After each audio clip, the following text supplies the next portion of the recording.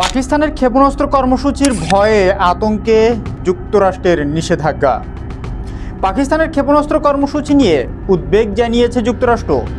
White হাউজের এক ঊর্ধ্বতন কর্মকর্তা বলছেন, পরমাণু অস্ত্রধারী দেশ পাকিস্তান দূরপাল্লার ব্যালিস্টিক ক্ষেপণাস্ত্রের সক্ষমতা তৈরি করছে, যা শেষ পর্যন্ত দেশটিকে দক্ষিণ এশিয়ার বাইরে লক্ষ্যবস্তুতে আঘাত হানতে সক্ষম করে তুলতে পারে, যা যুক্তরাষ্ট্রের জন্য একটি উদীয়মান হুমকি হয়ে উঠছে। গত বুধবার অর্থাৎ 18ই ডিসেম্বর পাকিস্তানের ব্যালিস্টিক ক্ষেপণাস্ত্র কর্মসূচির উপর নিষেধাজ্ঞা দেয় মার্কিন যুক্তরাষ্ট্র। এর পরদিন বৃহস্পতিবার অর্থাৎ 19শে ডিসেম্বর উদ্বেগ প্রকাশ করে জানান হোয়াইট হাউজের জাতীয় নিরাপত্তা উপদেষ্টা ও জন ফিনার। রয়টার্স বলছে, একসময় ওয়াশিংটন ও ইসলামাবাদের মধ্যে ঘনিষ্ঠ সম্পর্ক থাকলেও 2021 সালে আফগানিস্তান থেকে মার্কিন সেনা প্রত্যাহারের পর সেই সম্পর্ক কতটা অবনতি হয়েছে তা জন ফিনারের এমন মন্তব্য থেকেই স্পষ্ট।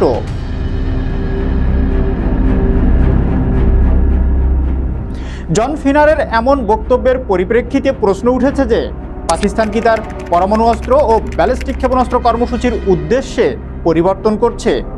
ইসলামাবাদ দীর্ঘদিন ধরে বলে আসছে যে পাকিস্তানের পরমাণু অস্ত্র ও ব্যালিস্টিক ক্ষেপণাস্ত্র কর্মসূচি উদ্দেশ্যই হচ্ছে প্রতিবেশী ভারতকে মোকাবেলা করা। 1947 সালে রাষ্ট্র হিসাবে জন্ম হওয়ার পর ভারত ও পাকিস্তান পরস্পরের বিরুদ্ধে একাধিকবার যুদ্ধ করেছে। এখনও মাঝে মাঝে দুই দেশের মধ্যে যুদ্ধ পরিস্থিতি তৈরি হয়।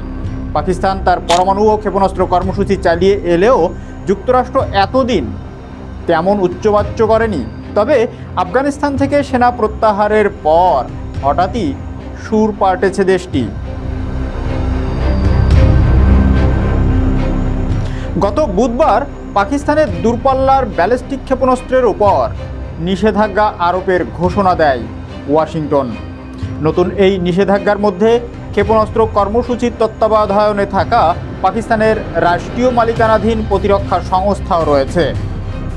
মার্কিন পররাষ্ট্র দপ্তর এর মুখপাত্র ম্যাথিউ মিলার এক বিবৃতিতে বলেন, নির্বাহী আদেশের মাধ্যমে পাকিস্তানের ন্যাশনাল ডেভেলপমেন্ট কমপ্লেক্স এবং 3টি সংস্থার উপর এই নিষেধাজ্ঞা আরোপ করা হয়েছে।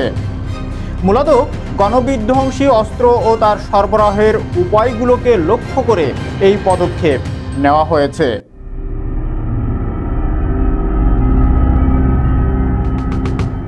ক্ষেপণাস্ত্র কর্মসূচিতে মার্কিন নিষেধাজ্ঞার কঠোর প্রতিবাদ জানিয়েছে পাকিস্তান।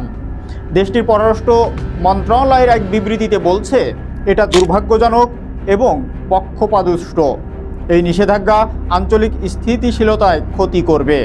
এই নিষেধাজ্ঞার ফলে যুক্তরাষ্ট্রে থাকা সংশ্লিষ্ট সংস্থা ও কোম্পানির অন্তর্গত যে কোনো সম্পত্তি জব্দ করা হবে এবং একই সঙ্গে আমেরিকানরাও এখন থেকে আর এই সব সংস্থার সাথে ব্যবসা করতে পারবে না।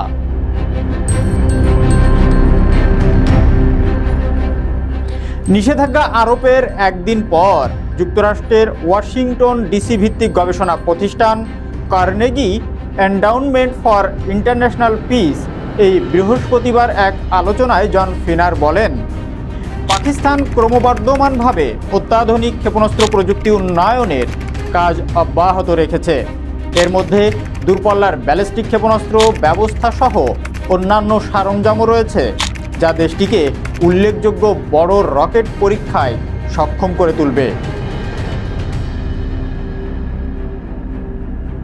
তিনি আরও বলেন, যদি এই প্রবণতা অব্যাহত থাকে তাহলে দক্ষিণ এশিয়ার বাইরের লক্ষ্যবস্তুতে আঘাত হানার সক্ষমতা রাখবে পাকিস্তান। এই লক্ষ্যগুলোর মধ্যে যুক্তরাষ্ট্রও থাকবে।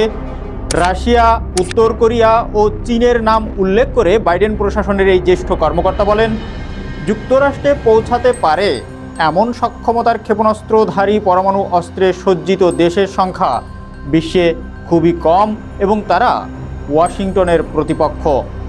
জন ফিনার বলেন, সুতরাং অকপটে বললে পাকিস্তানের পদক্ষেপগুলোকে যুক্তরাষ্ট্রের জন্য একটি উদীয়মান হুমকি ছাড়া অন্য কিছু হিসাবে দেখা ওয়াশিংটনের পক্ষে কঠিন।